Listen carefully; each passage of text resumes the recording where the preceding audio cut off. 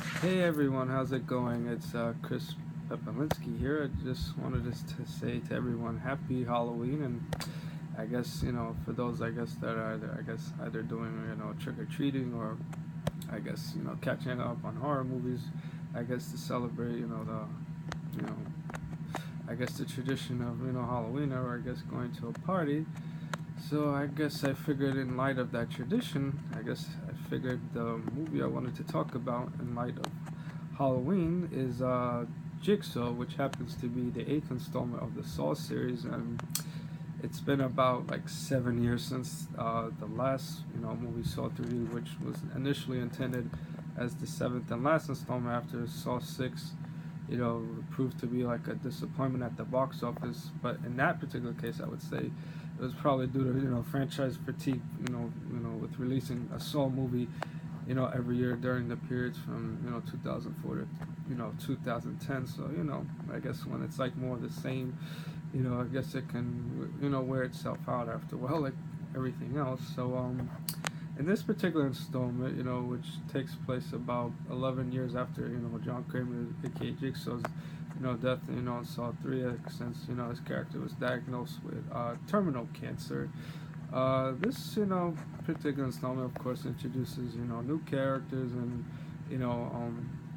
I guess, the movie goes into explanation, the characters, bad deeds that they did, which, I guess, end up in, the reasons why they end up in, Jigsaw's, traps. And of course, his whole idea behind these games, as he would call it, is, to make people, I guess, in a sort of, sadistic kind of sense, or, harsh reality, that, when you, I guess, when you do when you commit bad deeds, sometimes you have to, face the consequence of your actions, sometimes to extreme measures, or in his own way, I guess, make people do what is necessary to make them appreciate life, and what will they do to take what it means to survive, almost like humanity's is all about survival instinct and things like that.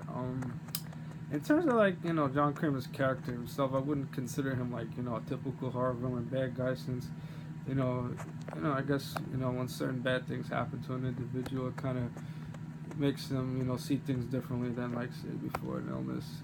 They were diagnosed with an illness, and then they start to see life in a different sense of sorts. In terms of the story itself, it's interweaving like between the present day, after Kramer's death, and the barn scenes, which I don't want to say too much, but it takes place in the past.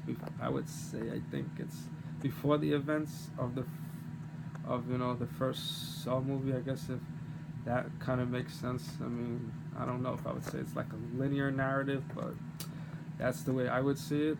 I mean, I will also say I was honestly quite surprised that they would even consider another Saw movie, since it, like I said before, it was about 7 years since the seventh movie, and can't believe they would do an eighth. But I guess Lionsgate just wanted to do it anyway, I guess, to bring it back. But of course, I guess for Saw fans, they'll be familiar to the custom traps, and of course the crazy death scenes, and things like that. I mean, I would say Jigsaw doesn't really offer anything new that much to the story, even though it kind of explains certain things. But that's the way I would see it, considering I mean, I've seen all of them maybe just about once, but I guess that would be my verdict on the Jigsaw movie. I would say, I mean, for those that, I guess want a good scare, I would recommend it. But I guess in terms of the story, or if